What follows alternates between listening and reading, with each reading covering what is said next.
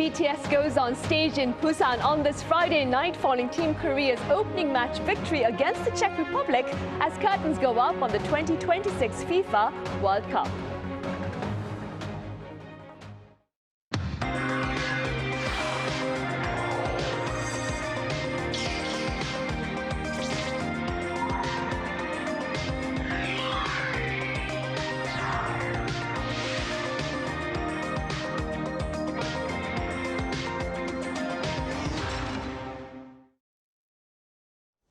Hello and welcome. It's Friday, June 12th here in Seoul. I'm Min Sun-hee.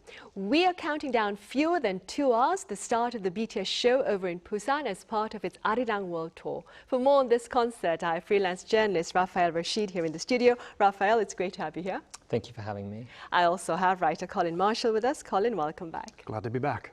So, Raphael, as I mentioned in the short clip, BTS's World Tour brings the group back to South Korea with a concert tonight, 7 p.m. South Korea time, titled Arirang in Busan. Let's start with the foreign media coverage of that particular concert. Sure. Yeah, the foreign media coverage, I think, for this concert has been extensive and I think generally quite enthusiastic, actually. BTS's return, of course, after nearly 4 years away, following the members' staggered mandatory military service, which also caught the attention of global media at the time.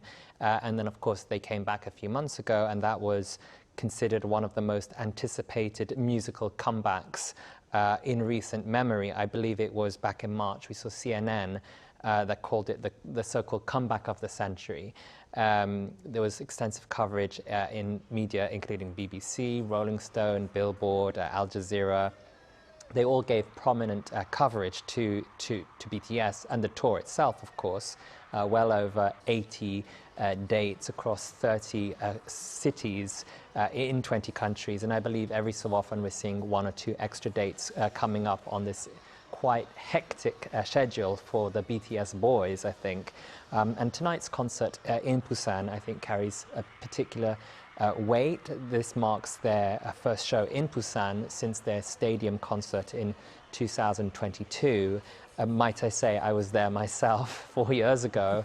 It was very exciting, and of course, many of the fans were very upset when it was time to say goodbye. So I think this is kind of coming full circle.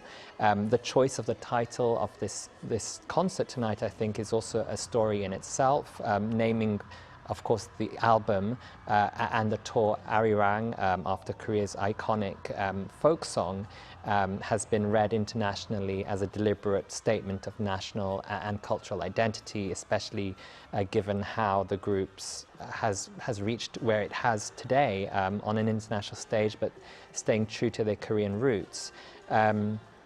We also have another concert, of course, in Busan, and that one will be tomorrow, I believe, and it will be broadcast to around the world, cinemas around the world, some live, some will be delayed a bit. But I think that the scale shows, I was checking, it's literally many countries around the world are going to be showing this concert, which I think is very difficult to ignore.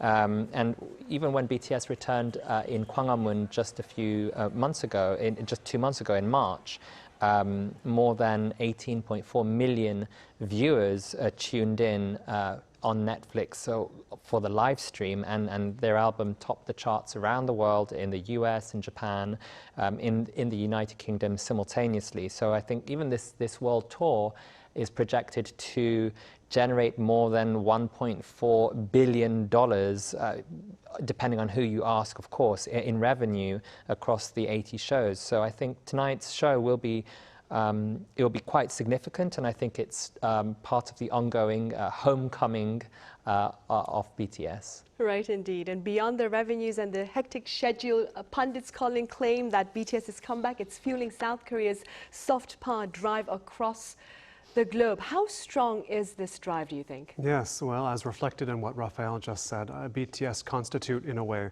an economy unto themselves, and a global economy. We should say that. We should emphasize that as well, because you see very large estimates of how much money they generate and how many fans they have. I saw one estimate of 30 million, I think, and that doesn't mean 30 million BTS fans within this country of 50 million people. That means most of them are abroad. And this is something I think that has been emphasized, not least to the members of BTS for a long time now, that your fans are out there abroad in the world. You have fans in Korea, of course. This is where you're from, but the target is the global market. That's where you want to be. And so that's been, I think, an ongoing tension, and not an uncreative tension in their work, but they are, in that sense, the same kind of product that has built the Republic of Korea over decades and decades, whether it be ships or whether it be microprocessors or textiles or whatever it is, pick your era.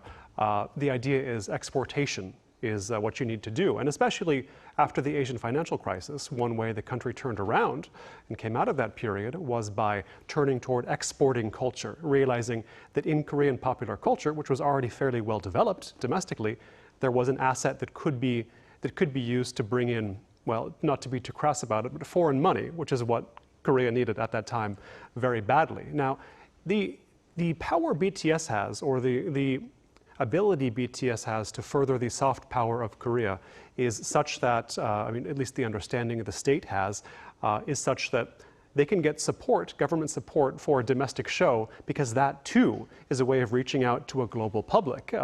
You might have seen, people might have noticed before their Gwanghwamun concert here in Korea that kicked off this tour, most of the people milling around seemed to be foreigners in the days before the show. They'd got there early.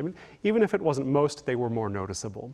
And as well with this Busan show, the articles being published about it in advance are covering fans who are coming from other Asian countries and even further afield, having trouble finding places to stay, but coming anyway, even if they don't have tickets.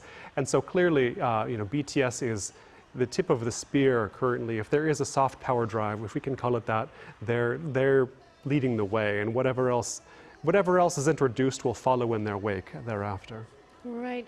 Raphael, meanwhile, excitement about the BTS concerts in Busan for tonight and tomorrow night had earlier been overshadowed by disturbing complaints from BTS fans. Could you tell us a bit about the complaints and the countermeasures to address them?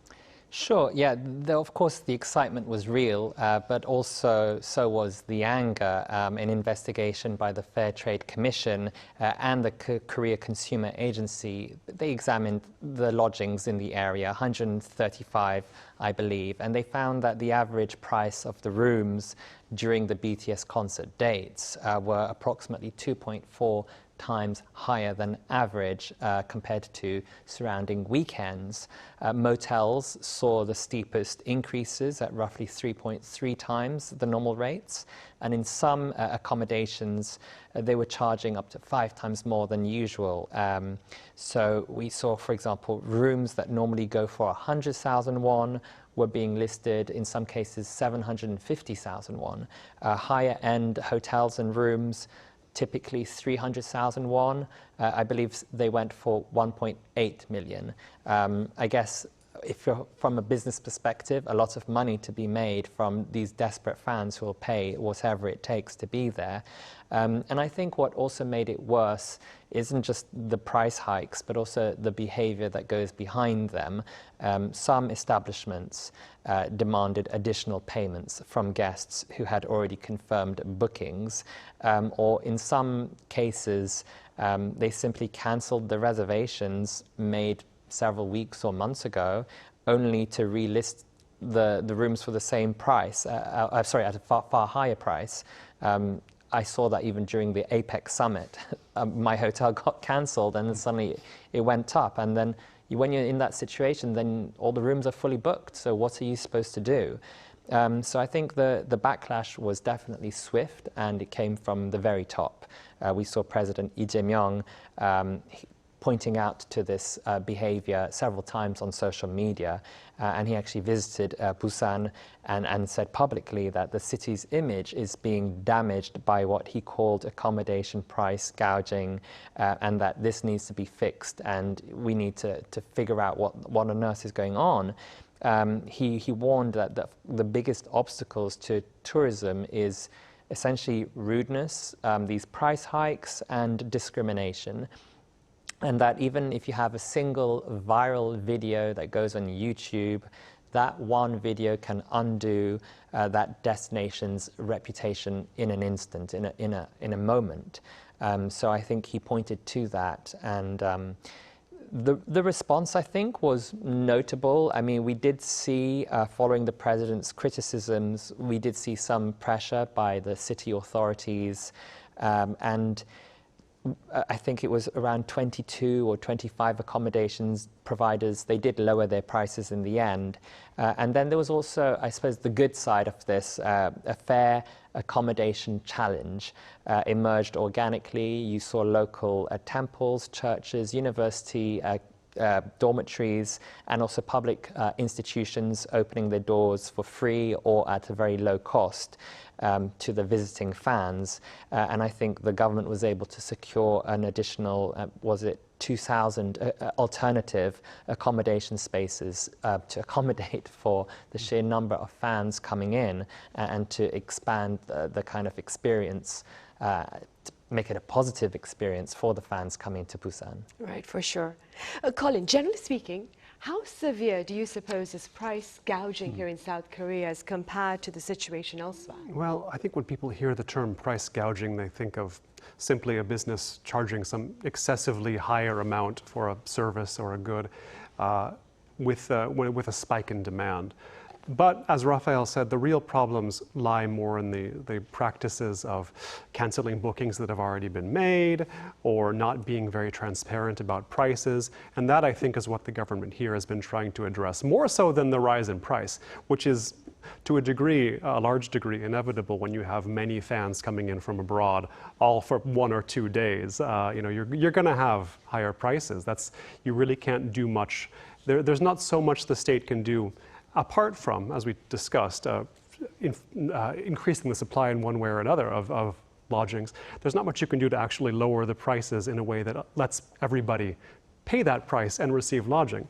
Now, what's been brought up in coverage as well is comparison to other countries and sort of how do they do it? What are their laws surrounding these practices we could call price gouging or not, or when there's just a flood of people in one particular day or a set of days and they all want a hotel room, they all want someplace to stay.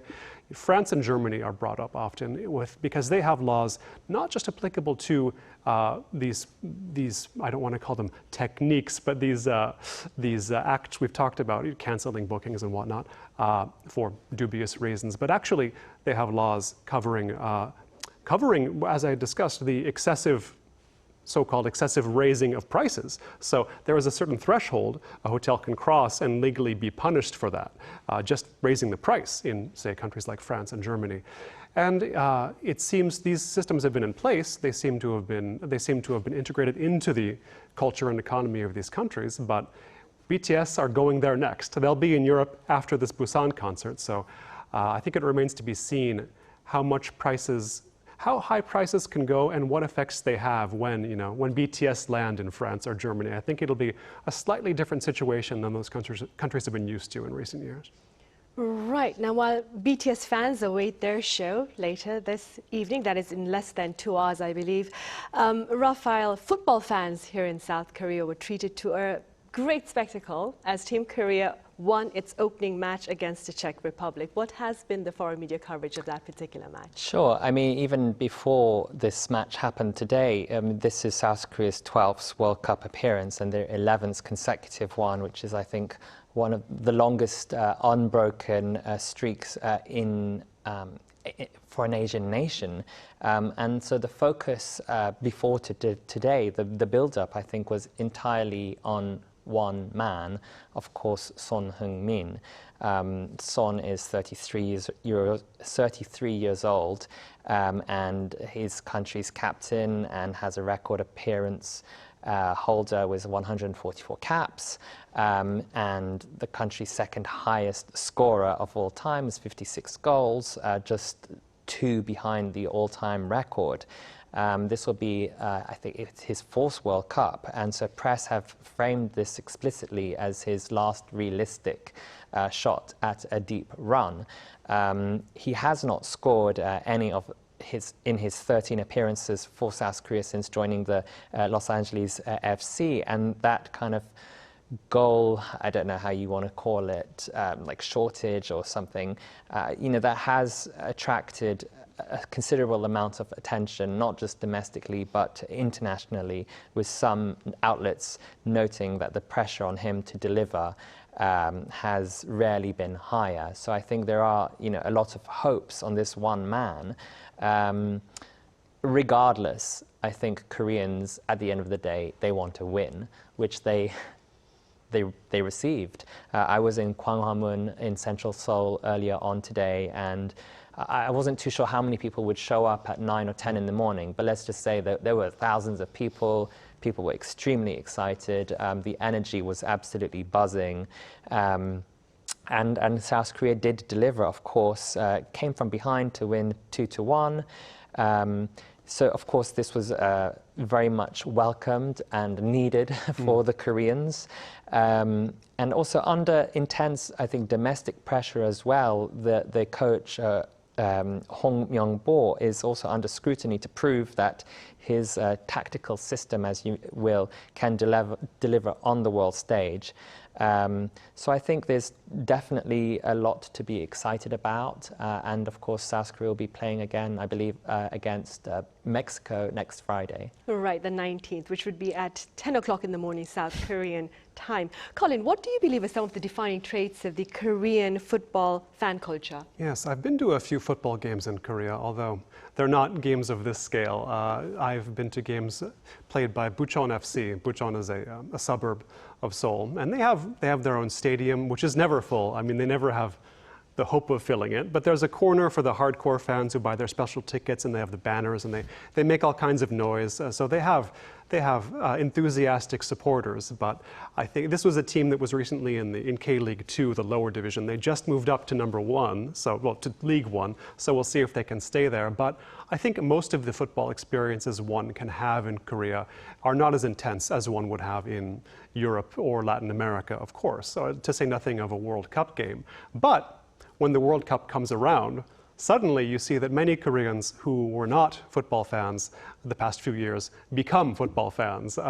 This morning when I left the house, my mother-in-law was glued to the screen watching this game against the Czech Republic that Korea later won. And sure enough, the last time I saw her like that was 4 years ago during the past World Cup, which is one way of saying that the World Cup, or Korea's performance in the World Cup, or Korean football as a phenomenon, is very closely tied in with the prestige of the country itself. And it goes back a long way, longer than many expect. Football was introduced in the 19th century here in Korea, but I believe Korea's had a long, unbroken stretch of participation since 1986 or something like that in the World Cup, and every time it draws a lot of attention because this is a way of putting the country out onto the main stage in the world. And when you talk to anybody who's been here since the '88 Olympics and also the World Cup in 2002, hosted by Korea and Japan, they'll say, yeah, '88 was important, but it was really 2002, the World Cup, that Korea came out as a developed country, a sort of a debutante ball type situation where a lot of foreigners came and they got a very good impression of Korea. And even the ones who didn't come, when they saw Korea perform, they realized, oh, this is a country maybe I've been underestimating, or maybe I should have known about before. And so I think this time too, people are excited about the game, but it's very closely tied in with the status of South Korea itself. And nationalism is, of course, not unknown in international football, but here the stakes they do feel a lot higher in that sense.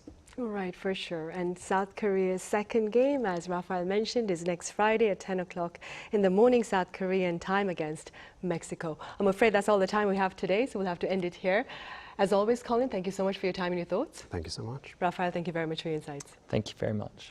Right, that ends this week's editions of Press Perspective. As always, thank you for watching.